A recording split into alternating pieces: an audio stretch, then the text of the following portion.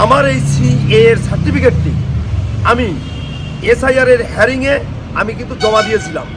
জমা দেওয়ার পরে আমার এই সার্টিফিকেটের যে কতটুকু গুরুত্ব, কতটুকু মূল্যায়ন, সেটা কিন্তু ভারতের নির্বাচন কমিশনার ইতিমধ্যে তার প্রমাণ দিয়ে আমাকে কিন্তু ভোটার তালিকায় নামটি তুলে দিয়েছে এবং আমার যে ভোটার কার্ডটি সেটি আমি আপনাদের এই চ্যানেলের মাধ্যমে দেখিয়ে দেব।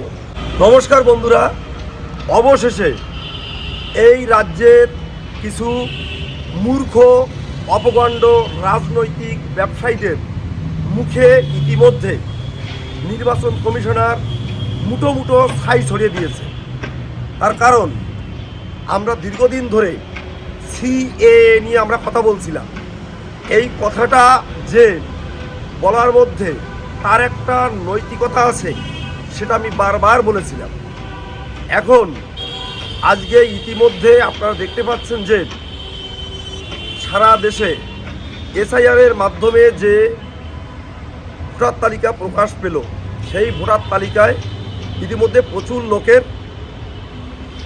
ভোটার তালিকা থেকে নাম কাটা গেছে এবং প্রচুর লোকের ভোটার তালিকায় নাম সংযোজন হয়েছে।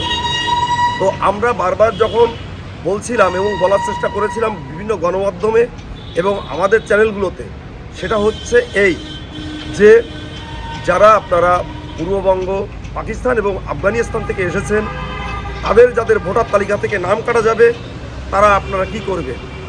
স্পষ্টভাবে ভারতের মহান সরকার আপনাদেরকে একটি সুযোগ করে দিয়েছিল, সিটিজেনশিপ অ্যামেন্ডমেন্ট অ্যাক্ট। সেই অ্যাক্টের মাধ্যমে ইতিমধ্যে প্রচুর মানুষ তারা আবেদন করে সার্টিফিকেট পেয়েছিল। যে সমস্ত মানুষগুলো আবেদন করে সার্টিফিকেট পেয়েছিল এবং সিএ এর মাধ্যমে এই সার্টিফিকেটগুলো এসআইআর এর ক্ষেত্রে যারা জমা দিয়েছিল, প্রত্যেকটি মানুষের ভোটার তালিকায় নাম লিপিবদ্ধ হয়েছে এবং আছে। যেমন আমি আমার ভোটার তালিকাটা আমি আপনাদের সামনে, ভোটার কার্ডটি আমি আপনাদের সামনে দেখাবো। তার কারণ হচ্ছে আমি যখন সিএতে অ্যাপ্লিকেশন করলাম, ভারতবর্ষের প্রথম যে সিএ সার্টিফিকেটটি সেটা আমি দেবপ্রসাদ গাইন, উত্তর 24 পরগনা, নিউ ব্যারাকপুর থেকেই বলছি। আমার এই সিএ এর সার্টিফিকেটটি আমি এসআইআর এর হ্যারিংয়ে আমি কিন্তু জমা দিয়েছিলাম। জমা দেওয়ার পরে আমার এই সার্টিফিকেটের যে কতটুকু গুরুত্ব, কতটুকু মূল্যায়ন, সেটা কিন্তু ভারতের নির্বাচন কমিশনার ইতিমধ্যে তার প্রমাণ দিয়ে আমাকে কিন্তু ভোটার তালিকায় নামটি তুলে দিয়েছে এবং আমার যে ভোটার কার্ডটি সেটি আমি আপনাদের এই চ্যানেলের মাধ্যমে দেখিয়ে দেব। তাই আমি আপনাদের বলবো, এই পশ্চিমবঙ্গে অনেক রাজনৈতিক ব্যবসায়ী আছে যারা রাজনীতি করার জন্যে, অপচেষ্টা করার জন্যে এবং কুৎসা রটানোর জন্য শুধু হচ্ছে তারা এই পশ্চিমবঙ্গে একটি রাজনৈতিক অস্তিত্বশীল পরিস্থিতি তৈরি করার জন্য যারা ইতিমধ্যে